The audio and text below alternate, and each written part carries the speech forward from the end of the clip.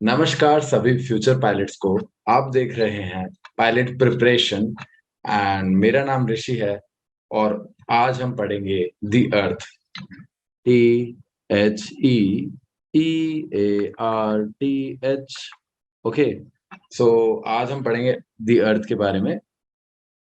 और ये पार्ट है अपने नेविगेशन टॉपिक का। नेविगेशन बहुत बड़ा है, ठीक है। पर ये जो टॉपिक है ये बहुत ही सस्ता है, 2 रुपए का है। बट यही टॉपिक है जिसके कारण पूरा नेविगेशन चल रहा है, पूरा मेजर चंक ऑफ नेविगेशन इस पे डिपेंड करता है। तो इसका मतलब ये है कि ये चैप्टर बहुत इंपॉर्टेंट है। तो इसी के साथ हम स्टार्ट करते हैं। तो हमें मालूम है कि हमारे अर्थ का शेप कैसा है। हमारे अर्थ का जो आकृति है वो कैसी है। वो एक गोलाकार आकृति है, राइट। बट वो जो एक गोलाकार आकृति है उसको क्या बोलते हैं, स्पीयर बोलते हैं। पर एक्चुअल में वो स्पीयर नहीं है। वो एक चपटा, लाइक अंडे जैसा है, राइट। अंडे जैसा है। तो हम इसको बोल सकते हैं कि हम इमेजिन करते हैं कि यार अपनी अर्थ जो है वो स्पीयर है, जबकि वो स्पीयर है ही नहीं। वो एक ऐसे पिचका हुआ अंडे जैसी है। अब इतनी भी टेढ़ी मेढ़ी नहीं है जितना मैंने बना दिया है। पर मैंने इसको ऐसे इसलिए बनाया है क्योंकि ये ना इतना टाइम भी नहीं है ना, तो फिर इसलिए मैं सोच रहा हूँ कि अभी बस टेढ़ा मेढ़ा जैसा भी है ऐसा बना दो। तो ये अर्थ जैसा लग रहा है ना, थोड़ा सा बेंड, मेरे को वो बेंड को हाईलाइट करना था, इसलिए मैंने इसको थोड़ा ऐसा बना दिया। अब मुझे मालूम है कि ये कहाँ से फ्लैटेंड है, इसको बोलते हैं फ्लैट पार्ट ना, थोड़ा सा फ्लैट है, ये कर्व नहीं है। जबकि यहाँ से कर्व बहुत ज्यादा है। तो मैं क्या कह सकता हूँ कि ये जो है ये पार्ट है ऑब्लेट। ऑब्लेट मतलब फ्लैट होता है। तो OBLATE, ऑब्लेट। तो ये पिचके हुए आम की तरह इसको कंप्रेस किया गया है, तो इसको हम और क्या बोल सकते हैं, oblate compressed. Oblate compressed spheroid. SPHEROID। So it is not a sphere but an oblate compressed spheroid. Oblate मतलब फ्लैट होता है, ठीक है। और इसको और क्या बोला जा सकता है, अगर आप ध्यान से देखो इसको, ये एकदम टमाटर की तरह दिखता है, जो कि एक एलिप्स की तरह दिखता है। तो we can say this as a ellipse. No, ellipse is a, वो एक 2D फिगर होता है ना। 3D फिगर को हम क्या बोलेंगे, एलिप्सॉइड। थोड़ा मजा लाओ यार। तो एलिप्सॉइड होगा ELLIPSOID। एलिप्सॉइड होता है ये, ठीक है। अब हमें ये बात मालूम है और ये भी मालूम है कि अगर ये ऐसा दिखता है, हमारा अर्थ अगर ऐसा दिखता है, तो इसका जो रेडियस होगा वो सेम नहीं होगा। Just like a circle, circle का रेडियस हर जगह सेम होता है। पर यहाँ पे वो केस नहीं होगा। यहाँ पे वो रेडियस जो है, वो ये वाला जो, यानी जो डायमीटर है या फिर रेडियस बोल दो, कुछ भी बोल दो, ये दोनों वेरी करेगा, करेक्ट। ये जो बनाया है, ये टेढ़ा मेढ़ा जो सबसे बड़ा वाला पार्ट है, ये जो डायमीटर है ये सबसे बड़ा होगा, जबकि ये डायमीटर सबसे छोटा होगा ना, राइट। तो ये वाला जो डायमीटर है इसको बोलते हैं पोलर, क्योंकि ये नॉर्थ पोल और साउथ पोल को जोड़ रहा है, तो इसको बोलते हैं पोलर डायमीटर। और इसको बोलते हैं अपन, इसको बोलते हैं पोलर डायमीटर, और इसको बोलते हैं इक्वेटोरियल डायमीटर। पोलर डायमीटर मतलब क्या होता है, पोलर डायमीटर यानी कितना होता है, तो ये होगा 12705 kilometre. That is nothing but 12,705 kilometre. And equatorial diameter जो होता है वो कितना होता है, इक्वेटोरियल डायमीटर होता है 12748 किलोमीटर। आप देख पा रहे होंगे कि हमारे दोनों रेडियस में और डायमीटर में, सॉरी, बहुत डिफरेंस है। बहुत नहीं बट हाँ, यानी सिग्निफिकेंट डिफरेंस तो है यार। ठीक है, 1-1 किलोमीटर का असर पड़ता है यार। 1-1 किलोमीटर रन करके दिखा दो एक बार, बहुत असर होता है, राइट। तो आई थिंक ये बड़ा सा डिफरेंस तो है, बट ज्यादा भी बड़ा नहीं है, बट है। तो इसको हम कैसे डिफाइन कर सकते हैं या फिर इसको हम कैसे एक्सप्रेस कर सकते हैं। ये क्या हुआ है, ये एक स्पीयर था, वो पिच चिपटा हुआ है, राइट, पिचका हुआ है। तो हम इसको बोल सकते हैं ये कंप्रेस्ड स्पीयर है। तो इसको हम क्या निकाल सकते हैं, इसका कंप्रेशन रेशियो निकाल सकते हैं, है ना। कुछ तो निकालना ही है, तो हम इसका कंप्रेशन रेशियो निकालते हैं। COMPRESSION, compression ratio. Compression ratio क्या होता है मालूम है, कंप्रेशन रेशियो होता है the ratio of difference between equatorial diameter and polar diameter to equatorial diameter. That means equatorial diameter minus polar diameter by equatorial diameter. तो अगर हमें मालूम है ये 12748 है और ये 12705 है, तो इसका डिफरेंस कितना आएगा, 43/12748, क्योंकि इक्वेटोरियल डायमीटर है। तो ये आता है around 1/297। That is nothing but around 1/300। 1/300 हमें क्या दर्शाता है? ये दर्शाता है कि for every 300 unit of equatorial diameter the polar diameter is 1 unit less. मतलब ये है कि अगर आप इक्वेटोरियल डायमीटर पे 300 यूनिट लेते हो तो पोलर डायमीटर पे आप कितना लोगे? 299 यूनिट्स लोगे। ठीक है, ताकि आप एंड पे एक साथ पहुंच पाओ। अगर आपको एंड पे एक साथ पहुंचना है तो आप इसका 300 यूनिट लोगे और इसका 299 यूनिट लोगे। इसके साथ हमने बोला था ये एक एलिप्सॉइड की तरह दिखता है ना, तो हम इसका रेशियो ऑफ एलिप्टिसिटी भी निकाल लेते हैं। आपने कोनिक सेक्शन मैथ्स में पढ़ा होगा, कोनिक सेक्शन में ratio of एलिप्टिसिटी।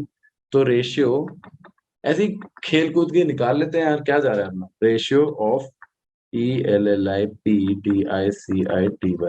Ratio of ellipticity क्या होता है? रेशियो ऑफ एलिप्टिसिटी होता है major axis minus minor axis by minor axis. So it is nothing, ये इसका मतलब क्या है कि जैसे मैंने ये बनाया है एलिप्स, तो ये जो है ये माइनर एक्सिस हुआ और ये क्या हुआ, ये मेजर एक्सिस हुआ। तो मैं इसको बोल दूंगा माइनर एक्सिस और ये हो गया मेजर एक्सिस। मेजर मतलब बड़ा वाला, माइनर मतलब छोटा वाला। तो major minus minor by minor, major minus minor by minor. So this will give us the ratio of electricity. Circle के केस में इलेक्ट्रिसिटी कितनी होगी? जीरो होगी, क्योंकि मेजर और माइनर का डिफरेंस ही नहीं रहेगा। दैट मीन्स की रेशियो ऑफ इलेक्ट्रिसिटी हमें क्या देती है? हमें एक एलिप्स होने का संकेत देती है। हमें अगर ये ज्यादा होता है दैट मीन्स कि वो ज्यादा चपटा हुआ एलिप्स है। अब हमें ये भी मालूम पड़ गया कि हमारा अर्थ कैसा है, स्फेरॉइड है, ऑब्लिट स्फेरॉइड है। अब हम देखते हैं कि ये क्यों है ऐसा।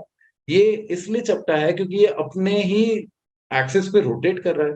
अगर ये रोटेट कर रहा है तो ये अपने इसके हाथ फैल रहे हैं। इसके हाथ फैलने के कारण उसका जो मोटापा है, धरती जो है, इसका जो मोटापा है वो टेढ़ा यानी इधर इधर आ रहा है और इधर इधर कम होते जा रहा है। राइट, ये एक रीजन हो सकता है ना कि रोटेशन कंटिन्यूअसली वो कर रहा है, इसलिए ऐसा हो रहा है।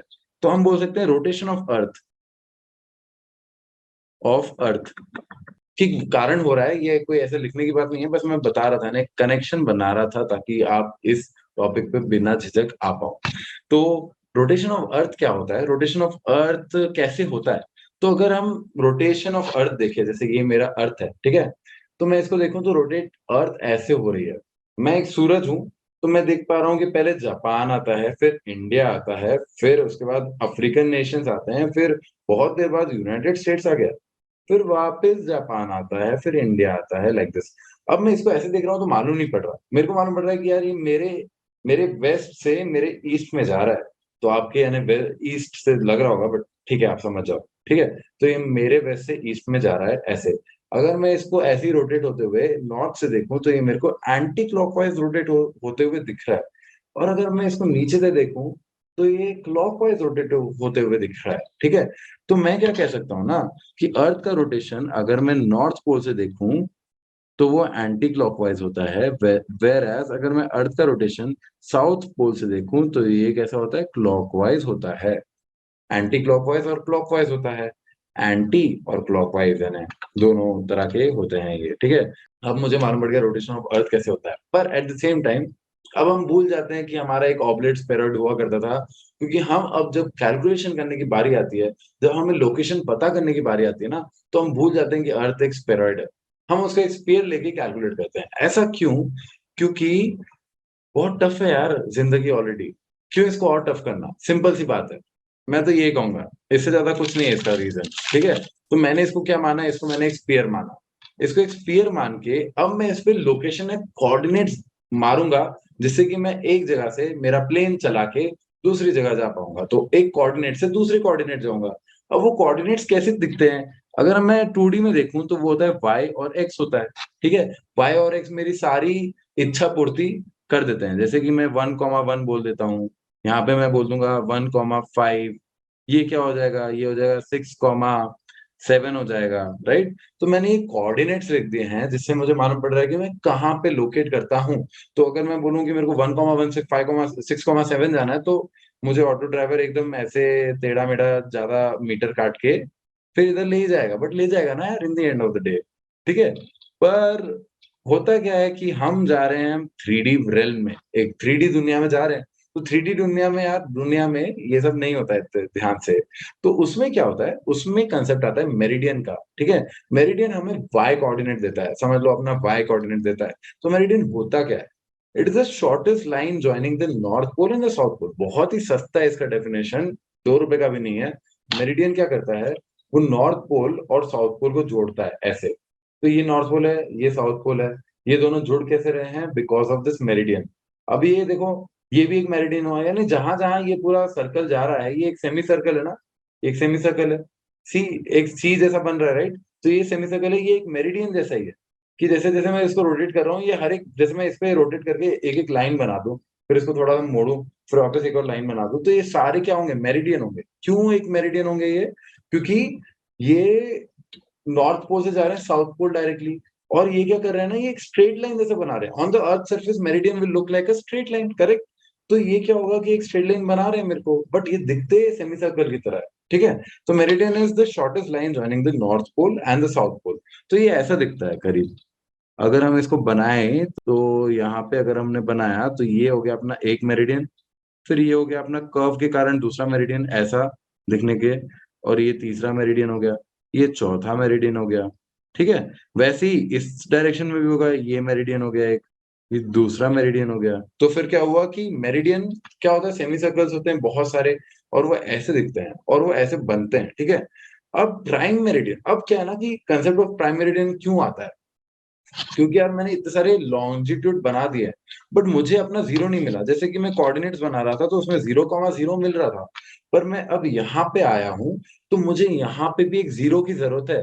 मेरे को हीरो की नहीं, मुझे जीरो की जरूरत है। तो मैं बोलता हूँ कि यार मेरा एक जीरो होना चाहिए जहां से मैं स्टार्ट करूँ और फिर मैं कहीं लेफ्ट जाऊं या राइट जाऊं। तो हमारा जीरो जीरो डिफाइन करने के लिए हम प्राइम मेरिडियन का सहारा लेते हैं। प्राइम मेरिडियन है क्या? Prime meridian is nothing but एक सर्क अपना एक अर्थ है, उसमें एक मेरिडियन है, राइट, जो नॉर्थ से साउथ जा रहा है। पर इन दिस केस वो कहाँ से जा रहा है? वो इंग्लैंड में स्थित एक जगह है ग्रीनविच, GREENWICH, ग्रीनविच, जो कि लंदन में सिचुएटेड है। वो उधर से पार कर रहा है, पास यानी क्रॉस कर रहा है। अगर आपने नागपुर में देखा होगा, उधर भी एक 0 माइल्स करके लिखा है, 0 किलोमीटर करके लिखा है, क्योंकि वहां से ईस्ट वेस्ट नॉर्थ साउथ सारी चीज जीरो है। सिमिलरली यहाँ पे हमने इसको जीरो मान लिया है ना, ये जो ग्रीनविच रीजन है, ये हम मेरा जीरो है, 0 डिग्री ईस्ट या 0 डिग्री वेस्ट। क्योंकि अगर मैं यहाँ से ईस्ट जाऊं या वेस्ट जाऊं, मेरे लिए वो इक्वल नंबर में इंक्रीज होगा। वेरएज अगर मैं यहाँ पे स्थित हूँ, तो वो लोकेशन होगा 0 डिग्री ईस्ट। ये पूरी लाइन होगी मेरी 0 डिग्री ईस्ट या 0 डिग्री वेस्ट, राइट? अगर मैं इसके इधर जाऊंगा तो वो क्या होगा? वो हो गया, ये ईस्ट है ना और ये वेस्ट है, तो ये हो जाएगा 10 डिग्री ईस्ट, ये हो जाएगा 20 डिग्री ईस्ट, ये हो जाएगा 30 degree east, right? Whereas ये वाला रीजन में क्या होगा? ये वाले रीजन में वेस्ट होगा, तो ये होगा 10 डिग्री वेस्ट, ये होगा 20 डिग्री वेस्ट। सो इसमें दो चीज आएंगी, वो है 180 degree east and 180 degree west. तो अगर मेरे को 170 डिग्री ईस्ट बनाना है, तो मैं इसको कैसे बना सकता हूँ, मैं आपको दिखाता हूँ। तो ये ऐसा बनेगा, जैसे कि मैंने ये 0 0 0 मान लिया, 0 डिग्री ईस्ट मान लिया इसको, या 0 डिग्री वेस्ट, दोनों सेम है। अब मुझे 170 डिग्री ईस्ट बनाना है ना, तो मैं इसको ऐसे भी बना सकता हूँ। ये मेरा स्टाइल है, ऐसा नहीं है कि this is not a rule, but मैं इसको ऐसे बनाता हूँ कि 170 डिग्री ईस्ट, ठीक है?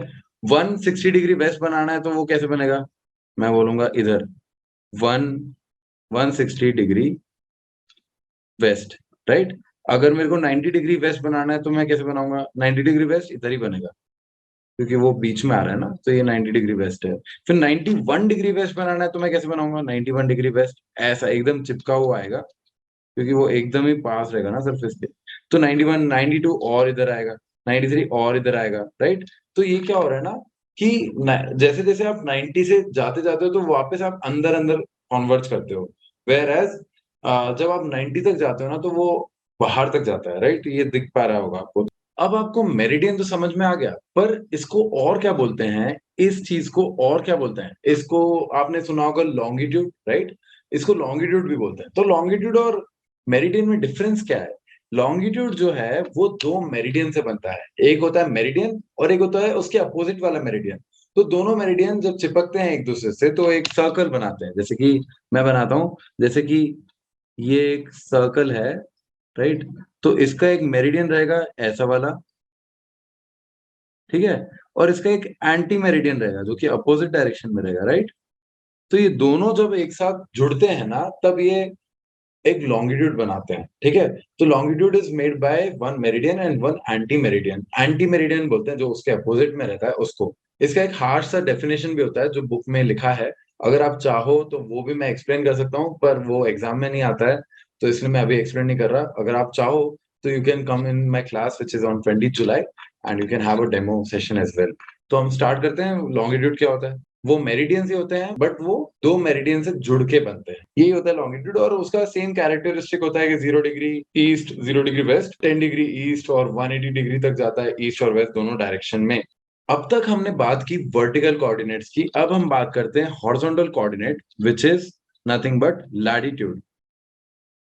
लैटिट्यूड क्या है? लेटीट्यूड है। लेटीट्यूड कैसे होते हैं? लेटे हुए, राइट? तो लेटीट्यूड कैसे होते हैं? लेटे हुए। तो हमें अब तक वाई कोऑर्डिनेट का पूरा खबर हो गया। अब हम एक्स कोऑर्डिनेट की बात करते हैं। एक्स कोऑर्डिनेट हमें कैसे, यानी उसको कैसे देखते हैं कि हम एक सर्कल बनाते हैं, ठीक है? और उस सर्कल में जो बीच वाला लाइन होता है उसको क्या बोलते हैं? उसको बोलते हैं इक्वेटर, ठीक है? तो इक्वेटर के जो पैरेलल लाइन्स होती है ना, पैरेलल लाइन्स, इक्वेटर के पैरेलल जो रन करती हैं लाइक दिस, और ऐसे भी होती हैं वो। सो इनको क्या बोलते हैं? इनको बोलते हैं लैटिट्यूड्स, ठीक है? तो लैटिट्यूड में सब चीज़ आती है, इक्वेटर भी आता है, और सारी line which is parallel to equator are latitude. इसका भी एक बहुत कठिन सा डेफिनिशन है, जो कि मैं बता सकता हूँ, बट बेटर है आप 20 जुलाई वाली क्लास में आइए, उसमें हम और इसको देखेंगे। वैसे ये डेफिनेशन आएगी नहीं, इसलिए मैं बता नहीं रहा हूँ। तो ये क्या है? लैटिट्यूड्स होता है। अब लैटिट्यूड में भी हमें डिफाइन करना पड़ेगा ना कि 0 कहाँ पे होता है। तो इसमें आप बता सकते हो 0 कहाँ पे स्थित होगा? क्योंकि हमें अगेन उससे लोकेशन फाइंड आउट करनी है, हम ऊपर हैं, नीचे हैं। तो मैं क्या बोल सकता हूँ इसको, इधर 0 है मेरा, 0 डिग्री, ठीक है? तो अगर ये मेरा 0 डिग्री है, तो अगर मैं ऊपर जा रहा हूँ तो वो नॉर्थ है, नीचे जा रहा हूँ तो वो साउथ है। तो मैं क्या बोल सकता हूँ कि ये है 30 डिग्री साउथ, ये लाइन। ऐसे इमेजिन कर सकते हो ना? ये कितना है फिर? ये है 35 डिग्री साउथ हो गया, ठीक है? ये वाली येलो लाइन, ठीक है? फिर ये लाइन हो जाएगा 40 डिग्री साउथ, और ये कितना हो जाएगा? अगर आपको समझ में नहीं आ रहा कि मैं ये कैसे बना रहा हूँ, तो आप ऐसे कर सकते हो कि ये मेरा सेंटर है। अगर मैं इस सेंटर से देखूँ तो ये कितना लाइन, ये कितना हुआ? ये 0 हुआ, ठीक है? अगर मैं यहाँ पे जा रहा हूँ ना, तो मेरा 30 डिग्री बन रहा है। अगर मैं यहाँ पे जा रहा हूँ ना, तो मेरा कितना बन रहा है? 90। तो ये कितना हुआ? 90 डिग्री साउथ हुआ। ये कितना हुआ? 90 डिग्री साउथ हुआ। वैसे ही ऊपर अगर हम ऊपर जाएँगे तो क्या बनेगा? ऊपर अगर हम जाएँगे तो ये वाला कितना होगा? ये वाला होगा अगेन, ये हो जाएगा 25 डिग्री हो जाएगा, समझ लो 25 डिग्री नॉर्थ हो गया, ठीक है? ये कितना हो गया? ये 35 डिग्री नॉर्थ हो गया, ऐसे मान लो। फिर इधर तक जाएँगे तो ये कितना हो जाएगा? ये कितना हो जाएगा? पूरा 90 हो जाएगा, तो 90 डिग्री नॉर्थ हो गया ये, ठीक है?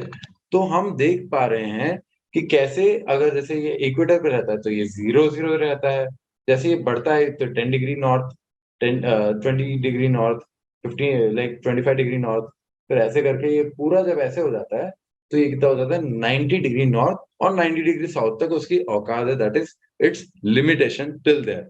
तो लैटिट्यूड कहाँ तक जाते हैं? 90 डिग्री नॉर्थ से 90 डिग्री साउथ तक जाते हैं। पर इक्वेटर जो है ना, उसका रेडियस कितना होता है? उसका radius is equal to the earth radius, right? वो इक्वेटर एकदम सेंटर से जा रहा है, तो उसका जो रेडियस होगा वो अर्थ के रेडियस से बराबर होगा। पर उसके अलावा ये जो ऊपर के सर्कल्स बन रहे हैं ऐसे वाले, ये जो ऊपर के सर्कल्स बन रहे हैं ऐसे वाले, क्या इनका रेडियस अर्थ के रेडियस जितना होगा? नहीं होगा। तो that is the reason these latitudes are also called as small circles। पर क्या हम इक्वेटर को भी स्मॉल सर्कल बोलेंगे? नहीं यार, इक्वेटर के रिस्पेक्ट में तो वो स्मॉल है। तो हम इक्वेटर को क्या बोलते हैं? उसको बोलते हैं ग्रेट सर्कल। इक्वेटर को क्या कहते हैं? ग्रेट सर्कल कहते हैं। अब यार भाई, ग्रेट सर्कल कैसे कहते हैं उसको, यानी क्यों कहते हैं और क्या है ग्रेट सर्कल का राज?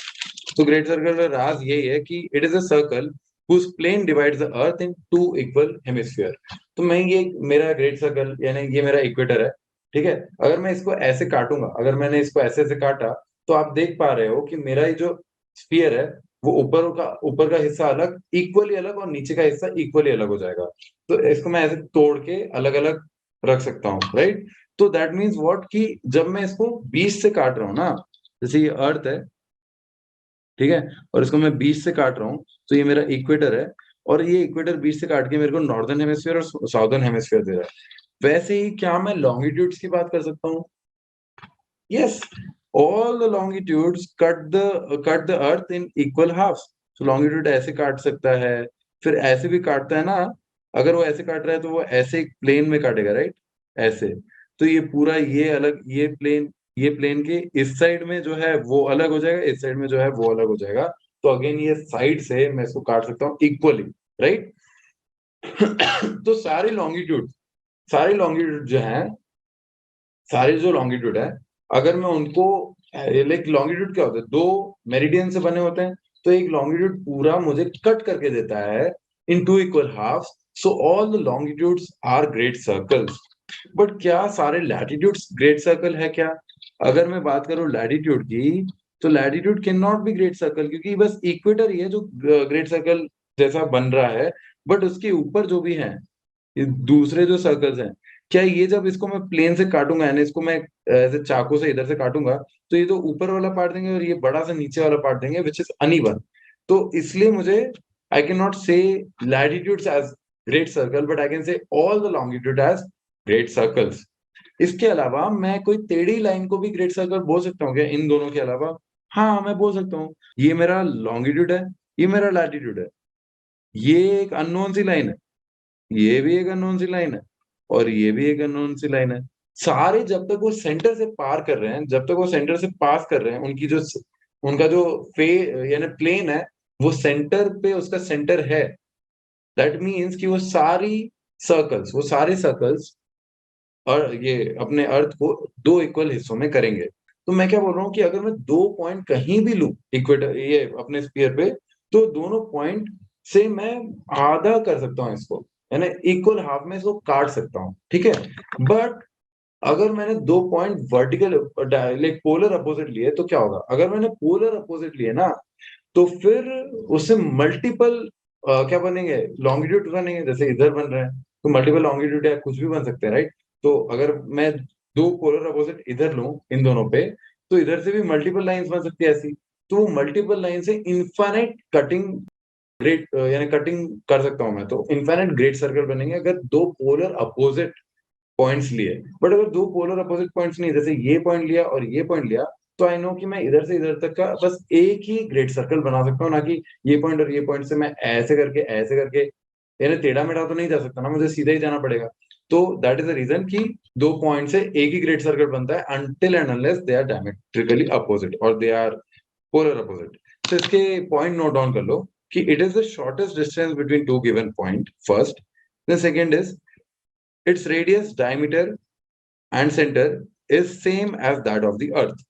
Third is on Earth's surface it appears to be a straight line. Very simple है ना? Of course अगर हम एक रोड को भी देखते हैं अपने नजरिए से तो स्ट्रेट लगता है, जबकि वो भी एक कर्व है अगर हम अर्थ के नजरिए से देखें तो। Then only the fourth point is only one great circle can be formed between two points unless they are polar opposite. And fifth is radio signal follow great circle path. Fifth is radio signal follow great circle path. So let's move on to the next topic. तो जब भी हमें questions करना है ना, तो हम अर्थ को स्फीयर मानते हैं, बट एक्चुअल में तो वो क्या होता है, ऑब्लेट स्फेरॉइड होता है, राइट? तो जब भी हमें रिसर्च करना है या कुछ फाइंड आउट करना है ना, तब हम उसको ऑब्लेट स्फेरॉइड ही मानेंगे।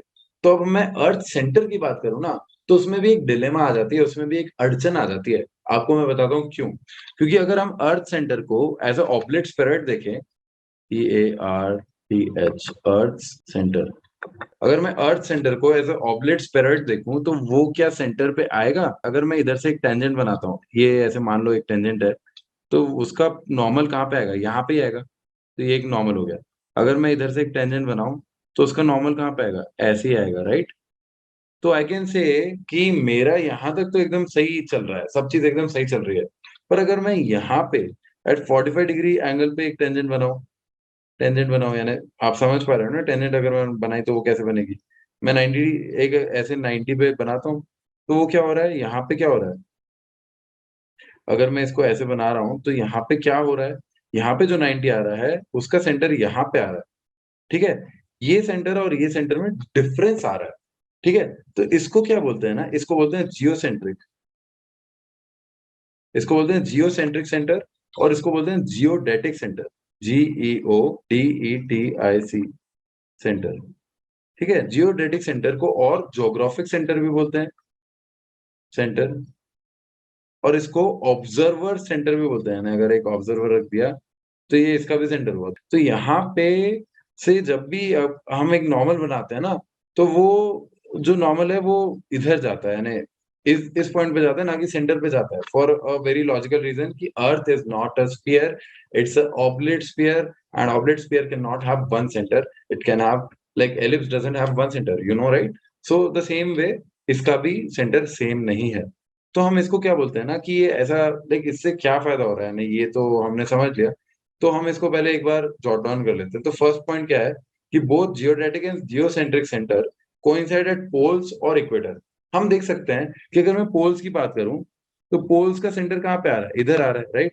और इक्वेटर का सेंटर कहाँ पे आ रहा है, वो भी यहाँ पे ही आ रहा है।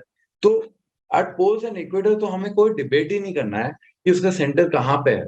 वो क्या हो रहा है ना, वो कोइंसाइड हो रहा है जियोडेटिक सेंटर से भी, और जियोडेटिक सेंटर भी हम यहाँ पे ही बनाएंगे क्योंकि यहाँ पे सब सेंटर बन रहा है उसका। बट इन कॉन्फ्लिक्ट कहाँ पे आ रहा है, जहाँ पे हम इक्वेटर और पोल्स की बात नहीं कर रहे हैं। तो सेकेंड पॉइंट क्या है कि length of nautical mile is measured from geodetic centre. तुम पूछ रहे थे कि ये जियोडेटिक सेंटर का क्या फायदा है, तो मैं ये बताना चाहता हूँ कि जो नॉटिकल माइल जो लेंथ आई है वो जियोडेटिक सेंटर से निकाली गई है। तो जियोडेटिक सेंटर का यूज कहाँ पे आता है, नॉटिकल माइल के मेजरमेंट में, ठीक है? तो लेंथ ऑफ नॉटिकल माइल जो है अपनी, वो जियोडेटिक सेंटर के कारण आती है। And the third point is length of nautical mile is more at poles and less at equator. अगर हम यहां से, मैं इसको, अगर मैं यहां से एक लेंथ मारूं यहाँ पे ऐसे, ठीक है, और मैं यहां से इधर जाऊं, तो आप देख पा रहे होंगे कि ये जो लेंथ है, ये जो लेटी हुई लेंथ है, वो कम है, ठीक है? और ये जो लेंथ है इक्वेटर पे, और ये जो लेंथ है पोल्स पे, तो length of nautical mile is more at poles. तो ये जो है लेंथ, ये मोर एट पोल्स है एंड लेस एट इक्वेटर है। इक्वेटर पे छोटा लाइन है कंपेयर टू पोल्स। तो आप देख सकते हो कि जैसे जैसे आप ऊपर जाओगे ना, तो ये लेंथ थोड़ी थोड़ी करके बढ़ती जाएगी, है ना? तो यही उसने बोला है कि length of nautical mile is more at poles and less at equator, right? और तो फिर इससे क्या हो रहा है कि ये जो लेंथ है ये भी बढ़ती जा रही है, राइट? ये भी बढ़ती जा रही है। इसको हम ऐसे भी तो बोल सकते हैं कि length of nautical mile increases with increase in latitude, क्योंकि जैसे जैसे हम ऊपर जा रहे हैं लैटिट्यूड बढ़ते जा रहे हैं, तो length of nautical mile increases with increase in latitude भी कहा जा सकता है, ठीक है? तो ये हो गया अपना अर्थ सेंटर के बारे में। तो हम इसके आगे चलते हैं। अब हमें मालूम पड़ गया कोऑर्डिनेट्स कैसे निकालना है, degree east west south north, 65 degree east क्या होता है, 65 डिग्री वेस्ट क्या होता है, 65 डिग्री नॉर्थ और साउथ भी हमें मालूम पड़ गया। अब हम डायरेक्टली जाते हैं कि प्लेन ट्रैवल कैसे करता है, उसको एक हेडिंग कैसे मिलती है, वो एक डायरेक्शन में कैसे जा पाता है। तो उसके लिए एक चीज आती है, एक टर्म है रम लाइन, ठीक है? रम लाइन क्या करती है, rhumb line it is a line which cuts all the meridian at equal angle. तो रम लाइन जो है ना, उस पे ही हमारा प्लेन जो है, जो कि जब भी मैं प्लेन बोलूंगा तो प्लेन में ऐसे बनाऊंगा, ठीक है? तो आप देख सकते हो कि बहुत सारे लॉन्गिट्यूड है। तो मैं यहाँ पे बोलूंगा कि यहाँ पे क्या हो रहा है, ये इक्वेटर है हमारा, और यहाँ से अगर मैं एक रम लाइन बनाऊं तो वो ऐसे बनेगी। रम लाइन होती क्या है, रम लाइन एक ऐसी लाइन होती है जो सारे लॉन्गिट्यूड्स को इक्वल एंगल पे काटती है, या फिर सारे मेरिडियंस को बोलो कि वो इक्वल एंगल पे काटती है, ठीक है? तो हम बोल सकते हैं कि it is a line which cuts all the meridian at equal angle. इसको ही बोलते हैं रम लाइन। तो आप देख सकते हो कि रम लाइन क्या है ना, कि बहुत स्लोली स्लोली करके, स्पाइरल अप करके, वो कहाँ पे जाएगी, नॉर्थ पोल पे जाती है। सिमिलरली अगर मैं साउथ से बनाता तो रम लाइन कैसे जाती, स्लोली स्लोली करके वो साउथ से वो भी ऊपर ही चले जाती है, यानी पूरा ऐसे जाके ऐसे चले जाती है, ठीक है? तो यानी मैं ये इसलिए बता रहा हूँ क्योंकि ये भी पूछते हैं वो कि रमलाइन कहाँ जाती है, साउथ की, तो साउथ की साउथ पोल पे जाती है, नॉर्थ की नॉर्थ पोल पे जाती है, ठीक है? तो आप ये देख पा रहे हो कि रमलाइन कैसे एक स्पाइरल अप हो रहा है, एक स्पाइरल डाउन हो रहा है, ठीक है, ये नॉर्थ पे स्पाइरल अप है, इसमें साउथ पे स्पाइरल डाउन है, ठीक है। इसके अलावा एक और चीज क्या है कि rhumb line always is a line which cuts all the meridian at equal angle. तो इससे आपको कुछ याद आ रहा है क्या?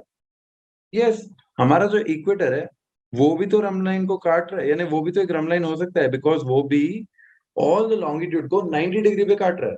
Similarly all the latitudes could be a रंब line, correct. Why they can be a रंब line? Because सारे जो लैटिट्यूड है वो सारे ही लॉन्गिट्यूड्स को 90 डिग्री पे काटते हैं, because they are perpendicular to each other, correct. इसी के बीच में मैं एक और चीज बता दूं जो मैं भूल गया था, वो है ग्रेटिक्यूल। ग्रेटिक्यूल क्या होता है? जो लैटिट्यूड और लॉन्गिट्यूड के बीच में जो बनता है, वो एक बॉक्स बनता है ना, उसको बोलते हैं ग्रेटिक्यूल। ग्रेटिक्यूल रियल में पाए जाते हैं क्या? नहीं, ग्रेटिक्यूल मैप्स और चार्ट्स में ही पाए जाते हैं, वो रियल में कोई स्क्वायर बॉक्स बना नहीं रहता है इन रियल। ये मैं इसलिए ऐसा बोला क्योंकि ये क्वेश्चन आता है कि क्या ये अर्थ पे बना रहता है क्या ग्रेटिक्यूल? तो इन रियल ग्रेटिक्यूल नहीं रहता, एक इमेजिनरी सोच है कि एक स्क्वायर बॉक्स है, ये ग्रेटिक्यूल है। Now coming back to rhumb line, so I can say all the latitudes are rhumb line, and these spirals are also rhumb line, which cuts. It is a line which cuts all the meridian at equal angle. तो अब आप रंब line की properties note down कर लो। First property है, along a rhumb line an aircraft flows in a constant direction, so you can see that it flows in a, ये क्या होता है, एक कांस्टेंट डायरेक्शन में फ्लाई करता है, ठीक है। तो aircraft flows in a constant direction along a rhumb line. Second is, it is not the shortest distance between two points. That means कि यार वो हो सकता है कि अगर वो इक्वेटर हुआ तो हम शॉर्टेस्ट डिस्टेंस बोल सकते हैं, अगर वो एक लैटिट्यूड हुआ तो शॉर्टेस्ट डिस्टेंस बोल सकते हैं, बट अगर वो एक स्पाइरल हुआ तो in that case it is not a shortest distance, but so we cannot assure it to be a shortest distance between 2 points. Third is, rhumb line always spiral towards the nearest pole. तो अगर वो spiral कर रही है रंब line तो वो कहाँ पे करेगी? वो नियरेस्ट पोल तक जाएगी। तो अगर वो नॉर्थ पोल के पास है तो उधर तक जाएगी, और साउथ पोल के पास है तो वो साउथ में जाएगी। देन फिफ्थ इज, नहीं fourth is, equator is a rhumb line as well as great circle, which I already told you कि वो great circle भी है क्योंकि वो इक्वल हाफ में काटता है, प्लस वो rhumb line भी है क्योंकि वो perpendicular to the longitudes हैं, ठीक है।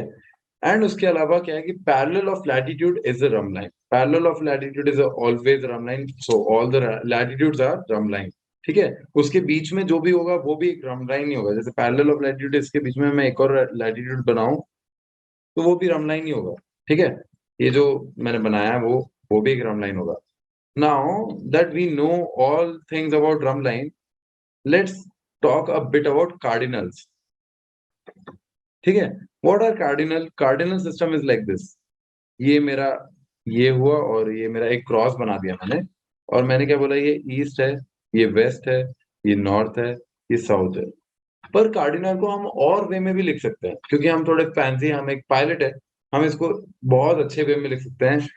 वो होता है 0 0 0। 0 0 0 इज नथिंग बट 0 डिग्री, ठीक है। अगर मैं इधर जाऊंगा तो ये कितना हुआ, ये 90 हुआ ना, तो मैं बोलूंगा 090 डिग्री, ठीक है। फिर मैं इधर जा रहा हूँ तो ये और 90 हुआ, तो 90 ऐड कर दिया तो ये कितना हो गया 180 डिग्री, और ये कितना होगा 270 डिग्री, क्योंकि इधर से वापस 90 ऐड किया 180 में, फिर इधर से मैंने 90 ऐड किया तो कितना हुआ 360 डिग्री। सो आप इसको नॉर्थ पोल को 360 भी बोल सकते हो, 0 0 0 भी बोल सकते हो, ईस्ट को आप 090 भी बोल सकते हो और ईस्ट भी बोल सकते हो, साउथ को आप 180 कह सकते हो और वेस्ट को आप 270 कह सकते हो। तो जब भी आपको किसी ने बोला ना 270 जाना है मुझे, दैट मीन्स उसको वेस्ट में जाना है। अगर किसी ने बोला मुझे 090 जाना है, मेरे को फ्लाई करना है 090, दैट मीन्स कि वो ईस्ट में जाना चाह रहा है। अगर उसने बोला मुझे 180 पे ट्रैवल करना है तो वो साउथ में जा रहा है, राइट। इसके बीच में इंटर कार्डिनल पॉइंट भी होते हैं कि एयरक्राफ्ट को टेढ़ा मेढ़ा जाना है तो ऐसे भी लेते हैं अपन, ऐसे, ठीक है, ऐसे लेते हैं। तो ये कितना होता है 045 होता है, ठीक है। अगर मैं इसको ऐसे बनाऊं तो ये कितना होगा 135 होता है, ये होता है 225 होता है, और ये होता है 315, ठीक है। तो हमने इंटर कार्डिनल इसके बीच में भी बनता है ना, 0 to 0 भी बना सकते हैं। तो एयरक्राफ्ट कहाँ पे भी जा रहा है तो हम उसको एक कार्डिनल सिस्टम से भी बता सकते हैं। तो ये क्या होता है 090 ईस्ट भी बोला जाता है, इसको साउथ भी बोला जाता है, इसको वेस्ट भी और इसको नॉर्थ भी बोला जाता है, ठीक है। ये हमेशा याद रखना है क्योंकि ये हमें बार बार यूज में आएगा. Now that we have discussed about cardinal system as well, let's understand the last but not the very least. The last point is about difference in latitude and difference in longitude. So first we'll talk about difference in latitude, that is d lat, or difference change in latitude, that is ch lat, chilat. इसको chilat भी बोलते हैं. ठीक है. तो dilat या chilat होता क्या है? डिलेट या चिलेट ऐसा कुछ होता है कि ये जैसे मैंने एक लिया, ये मेरा इक्वेटर है. अगर मैं इसके ऊपर जा रहा हूँ, अगर तो ये 0 है, 0 डिग्री है. ये कितना हो गया? 15 डिग्री नॉर्थ हो गया ये. ठीक है. और ये कितना हो गया? ये हो गया 20 डिग्री ईस्ट हो गया, सॉरी 20 डिग्री साउथ हो गया. और ये कितना हो गया? ये हो गया अपना 60 डिग्री साउथ हो गया ये. अगर मेरा प्लेन ऐसे डाउनवर्ड जा रहा है, यानी ऐसे जा रहा है वो, तो क्या मैं बोलूंगा, यानी वो अगर यहाँ से यहाँ तक का ट्रैवल कर रहा है, वो यहाँ से यहाँ तक का, बस यहाँ तक का, तो मेरा डिफरेंस इन लैटिट्यूड क्या हुआ? D lat. कितना हुआ? डी लैट हो गया अपना 60 minus 20, that is nothing but 40 degree का डी लैट हो गया. राइट. अगर वही प्लेन 60 से 0 से 60 जा रहा है डिग्री साउथ, तो डी लैट कितना हुआ? 60 हुआ. 60 minus 0 is nothing but 60. Right. अगर वो ऊपर से जा रहा है ना, साउथ नॉर्थ से साउथ आ रहा है, तो वो कितना होगा? नॉर्थ से साउथ जा रहा है, तो हम इसमें ऐड करेंगे, यानी 15 से 0 तक, यानी 15 माइनस 0 कर लो, प्लस 60 माइनस 0 कर लो, that is nothing but 15 plus 60. Right. That is nothing but 60, 70. तो 75 डिग्री हो जाएगा ये. करेक्ट. इतना समझ में आया कि कैसे हम डिफरेंस इन लैटिट्यूड निकालते हैं. वैसे ही हम डिफरेंस इन लॉन्गिट्यूड भी निकाल सकते हैं. वो कैसे निकालते हैं? इसको बोलते हैं डी लॉन्ग या चिलोंग. ठीक है. डिलोंग या चिलोंग को हम कैसे निकालते हैं कि वो ऐसे ही वापस बनाते हैं.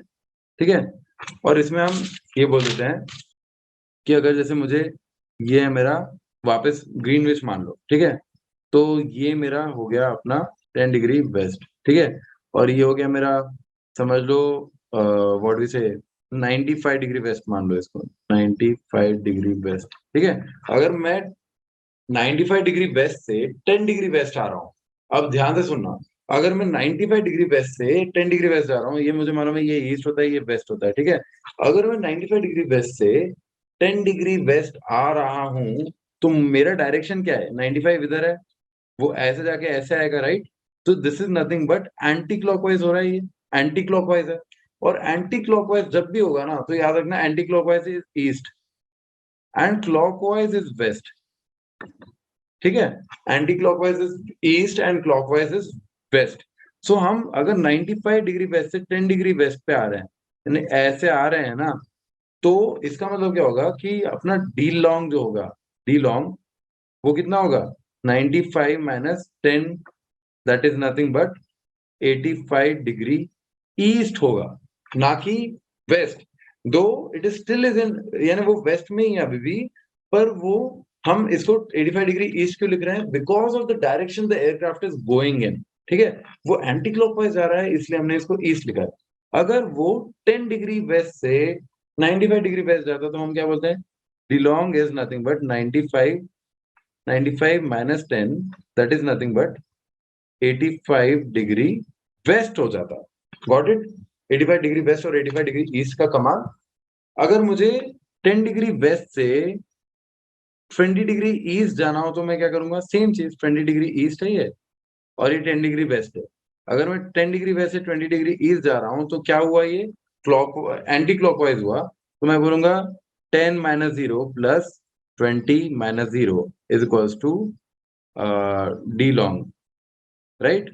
तो ये मेरा आ जाएगा 10 plus 20 is 30 degree east, because वो ईस्टर्ली आ रहा है, एंटी क्लॉकवाइज आ रहा है, तो वो ईस्टर्ली हुआ. Got it till here? तो मैं अभी डी लॉन्ग निकालना जान गया हूँ, डी लॉन्ग निकालना जान गया हूँ, और डी लैट निकालना जान गया हूँ. मैं बहुत चीजें जान गया हूँ, है ना. तो अगर आपको ऐसी सारी टॉपिक समझने हैं इससे भी ज्यादा अच्छे से, तो आप हमारे सेशन को ज्वाइन कर सकते हैं, जो कि 20 जुलाई से स्टार्ट हो रहा है, batch 2 for navigation and metrology. ठीक है. तो मैं आपको वहां पे मिलूंगा. और हम ऐसे ही वीडियोस लाते रहेंगे, तो आप प्लीज अपना सब्सक्राइब बटन दबा दीजिए और बेल आइकन भी दबा दीजिए, और please like this video and share it with all your friends, because we need your help in this, so that we will be inspired to make more and more videos. और इसके अलावा आप सारे doubt अपने comment section में डाल सकते हो, और आपको फ्री काउंसलिंग के लिए आप इस नंबर पे, जो कि डिस्क्रिप्शन बॉक्स पे होगा, उसमें कॉल भी कर सकते हो। धन्यवाद। अब मैं सोने जाता हूँ, बाय। ठीक है।